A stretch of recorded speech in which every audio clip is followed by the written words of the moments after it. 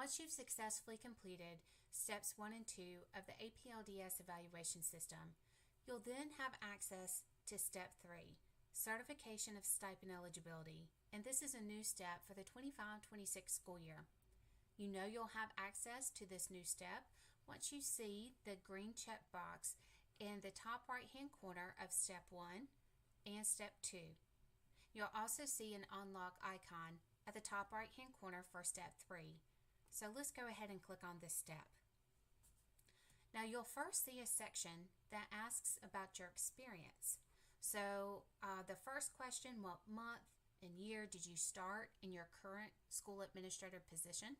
So let's say that I was an assistant principal before, and then I was contracted to be a principal, so I'm now a new principal starting July 1st, 2025. How many years of experience? So let me say 20 years, for example. I have been in AP, so I'm going to put 5 years as school administrator position. And then that next question asks you to describe your positional change, if any, from last year to this year. And I'm going to say, since in this pretend scenario, I was an assistant principal and then I became a principal on July 1st, that I'm in a different position due to a promotion this year. However, if any of these items do not describe you, you can select Other and Explain below. But for this example, I'm going to click on that second to last option. Then you'll see a section for APLDS program orientation. You'll be prompted to first watch a program orientation video so that you can fully understand what the program requirements are for the 25-26 school year. Once you click on that link, it will take you to an orientation video that you can then view.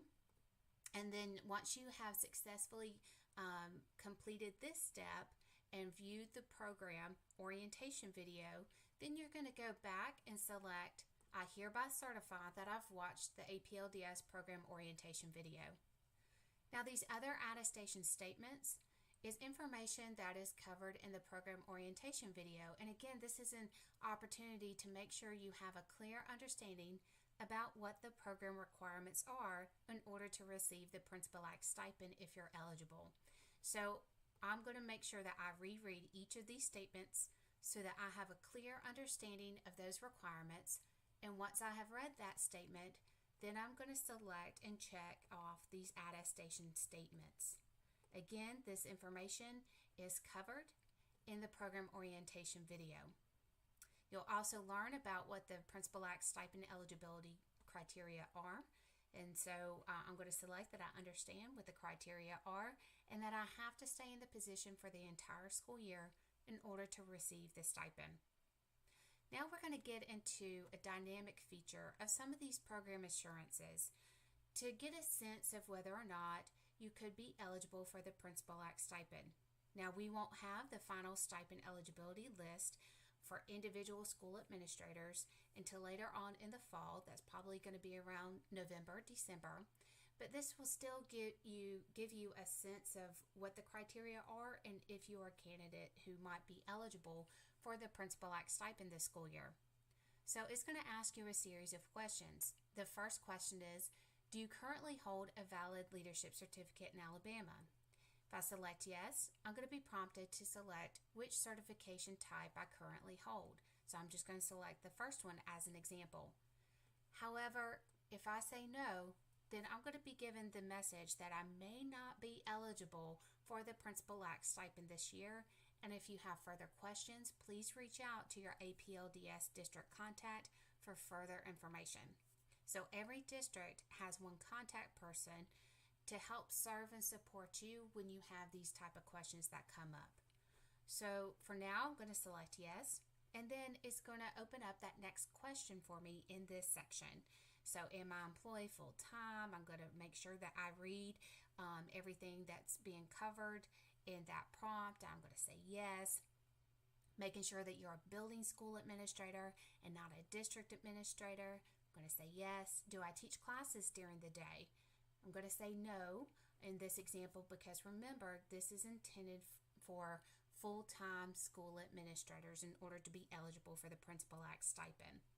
And then it's going to ask if you are a teacher in PowerSchool SIS. That is part of our stipend eligibility verification process that we're going to look at PowerSchool SIS data to make sure that you are in fact not teaching a course during the school day. So I'm going to select no, I'm not. Then it's going to ask you about your staff position in the education directory, because that needs to accurately reflect your current position. And also you need to have the location correct as well in EdDir. And also you're not assigned a superintendent or assistant superintendent staff position. So I'm going to say yes. Do you serve in an interim position? I'm going to say no, because unfortunately if you are an interim, say principal, you would not necessarily be eligible for the Principal Act stipend. All right, so once you've answered those items, again, it's set up to be a dynamic experience that once you make one selection, is going to prompt you to go to that next question, just again for you to get a sense of what the stipend eligibility criteria are. Now, you're not going to do anything here because you're going in and answering these questions, but also your evaluator is as well. So once you get to this bottom section, you have completed what you need to do for step 3, and you're going to hit the button at the bottom that says submit. Now I'm going to show you something. If you did not answer all of the questions, it will not go through. It's going to make you go back and say, all right, here's something that's missing. So I'm going to go back, make sure I have read all of that information, and I'm going to click it, and then I can hit submit.